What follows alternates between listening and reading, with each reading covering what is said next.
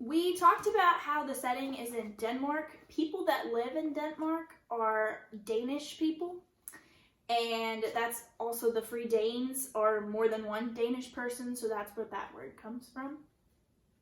Chapter 2. Who is the man who rides past? Tell me a story, Anne-Marie, begged Kirsty as she snuggled beside her sister in the big bed they shared. Tell me a fairy tale. Anne-Marie smiled and wrapped her arms around her little sister in the dark. All Danish children grew up familiar with fairy tales. Hans Christian Andersen, the most famous of the tale-tellers, had been Danish himself. Do you want the one about the Little Mermaid? That one had always been Anne-Marie's own favorite, but Kirsty said no. Tell the one that starts with a king and a queen, and they have a beautiful daughter. All right, once upon a time there was a king, Anne-Marie began. And a queen, whispered Kirsty. Don't forget the queen. And a queen. They lived together in a wonderful palace, and was the place named Amalienborg? Kirsty asked sleepily. Shh, don't keep interrupting or I'll never finish the story. No, it wasn't Amalienborg. It was a pretend place.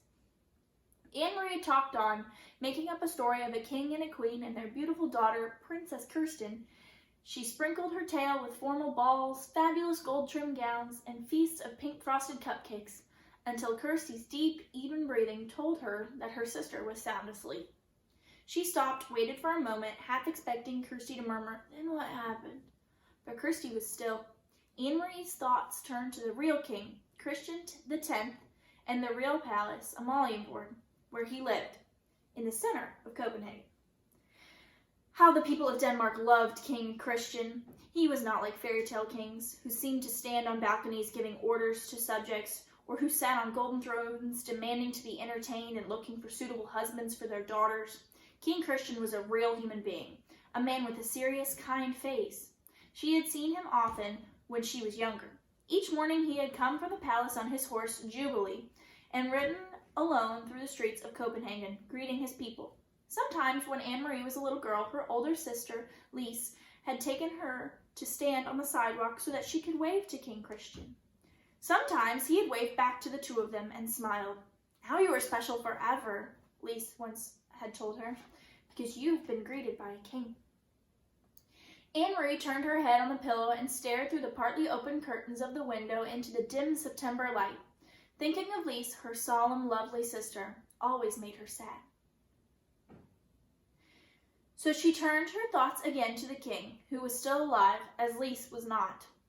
She remembered a story that Papa had told her shortly after the war began, shortly after Denmark had surrendered and the soldiers had moved in overnight to take their places on the corners.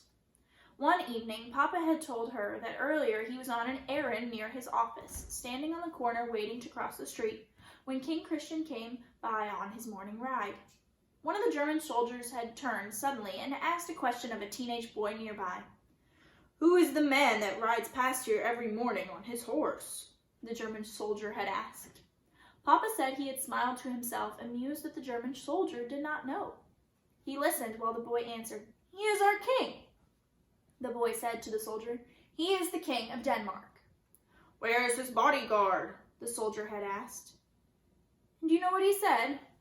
Papa had asked Anne-Marie. She was sitting on his lap. She was little then, only 7 years old. She shook her head, waiting to hear the answer. The boy looked right at the soldier, and he said, "All of Denmark is his bodyguard."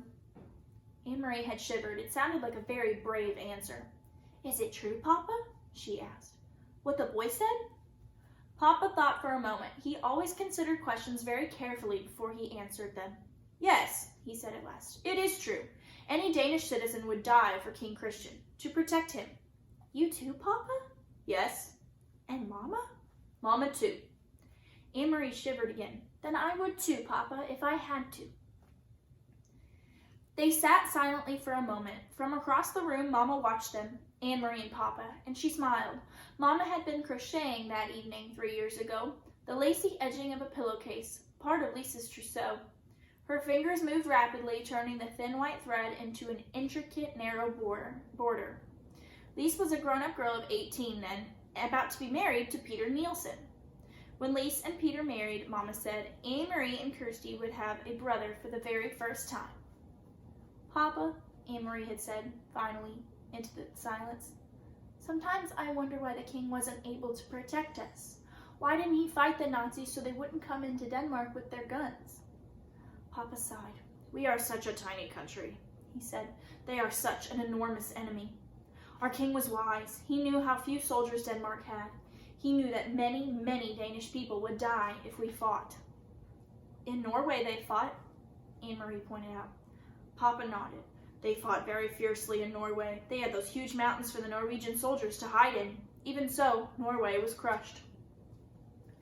In her mind, Anne-Marie had pictured Norway as she remembered it from the map at school, up above Denmark.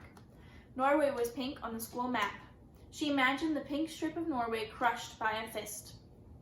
Are there German soldiers in Norway now, the same as here? Yes, Papa said. In Holland, too, Mama added across the room, and Belgium and France.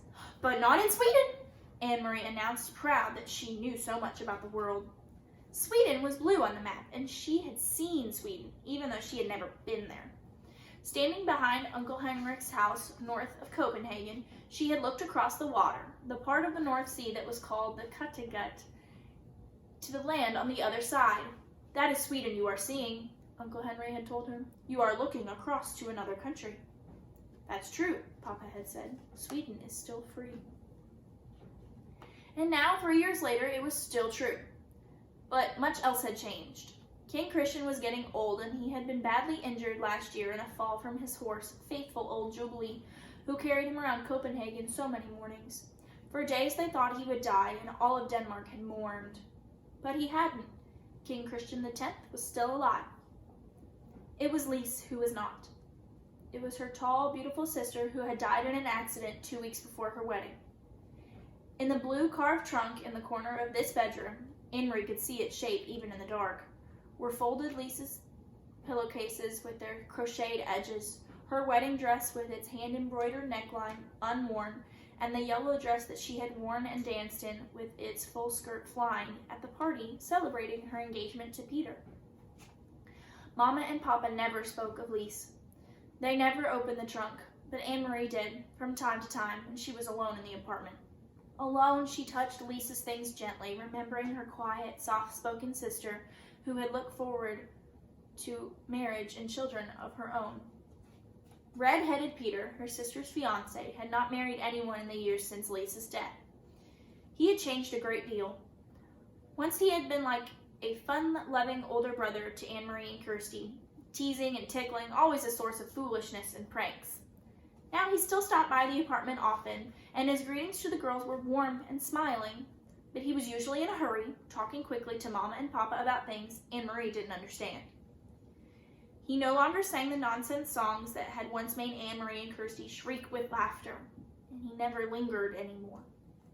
Papa had changed too. He seemed much older and very tired, defeated. The whole world had changed. Only the fairy tales remained the same. And they lived happily ever after, Anne-Marie recited, whispering into the dark, completing the tale for her sister, who slept beside her, one thumb in her mouth. That's the end of Chapter 2. While we're here, I thought it was important to talk about how different life in Denmark would have been in World War II than life today. World War II happened from 1939 to 1945. There were no cell phones. There was a lot of things that were very different. One thing was still the same, though. Kids still liked fairy tales. Hans Christian Andersen is actually famous for a lot of fairy tales, one of which is The Little Mermaid. Another of which is very popular today. Can you guess? The Snow Queen was the foundation for Frozen. Do some research and see what you can find.